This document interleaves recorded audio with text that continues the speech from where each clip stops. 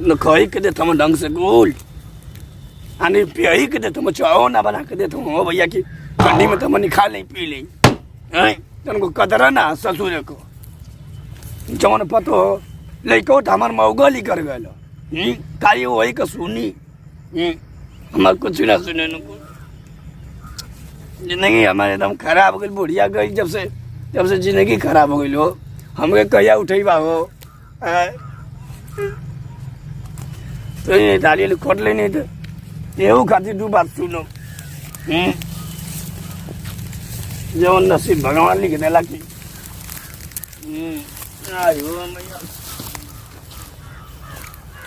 कोनो अगले कारी कोनो अगले डरी हम कहीं काम हकत भैया कैसन हो भैया कैसन हो भैया तोर मायना बोलियो तोर मायना बोलियो मायना बोलियो बुढ़ाऊ का दवा ओ भैया मानो ध्वज में है जी तो पागल लोग थे पागल लोग थे तो लोग हम पागल लोग थे तो ऐसे अपने को तैयार सुना भैया है मारा मत बोलो भैया है मत मारा भैया मत मारा हो भैया मत मारा हो लो पागल लोग थे तो हमारी ना मायना पागल यो आज हो माई ना मर तो हम लोग लड़का खो चले भैया हम अब्बा बोला के ले आओ अब्बा बोला के ले आओ मारे में झेल आयो माई अब्बा हम बोला के चिढ़ो नहीं चिढ़ावा थोड़ा तो हम लोग ए बतैया मैं चिढ़ावा था कुल पागल मती कद पागल पागल क्या चिढ़ावा था हुआ कुल लइकवा बानो का तुम्हें हां पागल का तुम कुल हो तू ओइला खइबे करा ओइला खाई अब तू ना हो सरकार है कुल लइका जब तो के चिढ़ावा तो ऐसे चलिए रहे हां हम कहियो मर जाए जाके तो ऐसा का पैदा लग जो के कदा ले चिढ़ावा लगले बात हम खेत में काम करता नहीं आगे कुल का तो ये लुहा लुहा हां तुम्हारे कुल दिलगाय समझत रहने दिलगाय समझत हम लोग ना चिन पाओ तुम तो लोग इधर करबू तो हम कहियो मर जाए जाके का करबा दुनिया इतना मरल चल जाती रोज आए दिन लड़का 30 साल 32 साल 35 साल का लड़का मर जात हुआ तो तू तो बूढ़ पुरानी भैया तो मरले उमर हो गई हो तो लोग ऐसे ही कहबा ना हम अब्बा मर के दिखा दे तो लोग के मर के दिखा दे अब्बा का करबा मर्जी बात अब्बा हम मर जाए जाके दिखा मरे कहाँ जात हो बाबूजी दादी मरे मरे जात हुआ तेरे दिमाग का कोनो वो ना हो तू मरू सकता ना सेवा करबू तो क्या करबो ये तो सेवा ना कर तो पर तू चलो तनी घरे ना हम ना जाई घरे मामा ना हम जाइबो अरे चढ़ता तनकी हम जाई मरब मरे के तो के मन करत हो तो हमको ऐसे बोलता हो चला आवा घरे मामा घर में आवा लड़का को चिढ़ावा तू ना और से रहा तू कहां है लड़का चिढ़ाव तो लड़कन के बात तो इतना लाइक ढोईबा तो बहुत काम होई फिर बोलो लोग उठवा हम तो कोई इज्जतिया ना घर में इतनी कहले के बाद हो भैया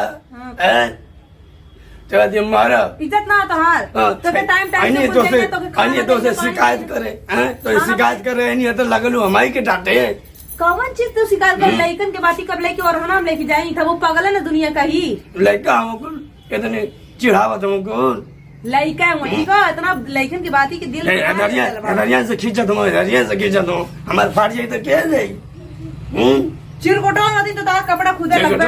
लगती हम बूढ़ पुरानी रानी कहनी भैया ज्यादा हो लड़का हवा लोग नहीं भैया तुम एक से एक कहा तुमको एक से एक कहा तुम बुढ़िया मत चल के वो कहते ना एक से चलो मर जाए जाके तो के खाना दे जला पानी दे जला भैया दे लो खाना हम आधे पेट खैबा करेला आधे पेट तो खाना दे हम कन्या बन दुइया को रोटी खनी दौले का तू खत्म हो गया खाना खत्म हो गया जाते हम मारो झूठ सच मत बोलो सारा इधर लड़ल कहाँ दिन रतिया हमसे लड़ीला हम जाती मरी जाती तो दोनों को रहिया ये जो चैन से रहे हम जाती मरे मरे जा तू जो मरो जो मरो आज मर के दिखा दे जो कहा थी मर दिमाग बूढ़ो मत खराब पड़ा आई जो कहा थी सुनो तू बात यार तू कहाँ रहा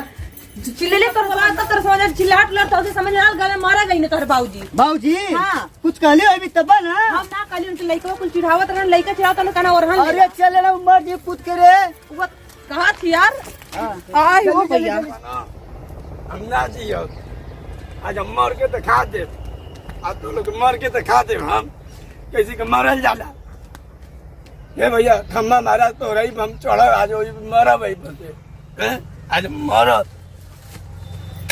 मरब तो बचा लिया होगी जब तो बाबूजी रुक जा मत जा मरब हम मरब यही मरब कराया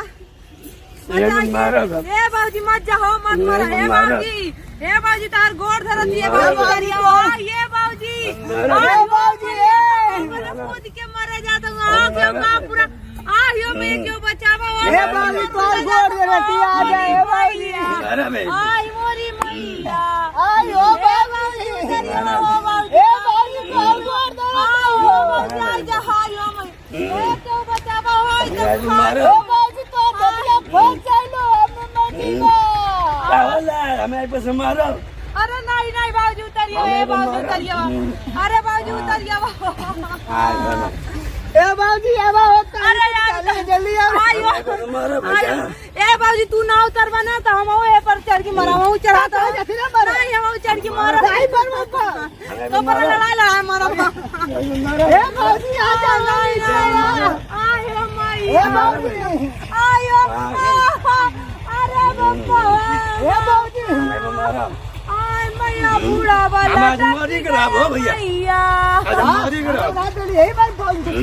ये बाबूजी कुल खानवा दे तू काट ए किसमें बाबूजी जवल का तवर होई आवा। अरे बाबूजी काजू बादाम आज हम टीवी देखब खाना मिली तो अरे तू फूल होई ए सीढ़ी लगवाए कुल लगाए तू है आयो, बाबूजी आवाली छे आवा। पहले कसम खा लोगन तो भाई आए कसम खा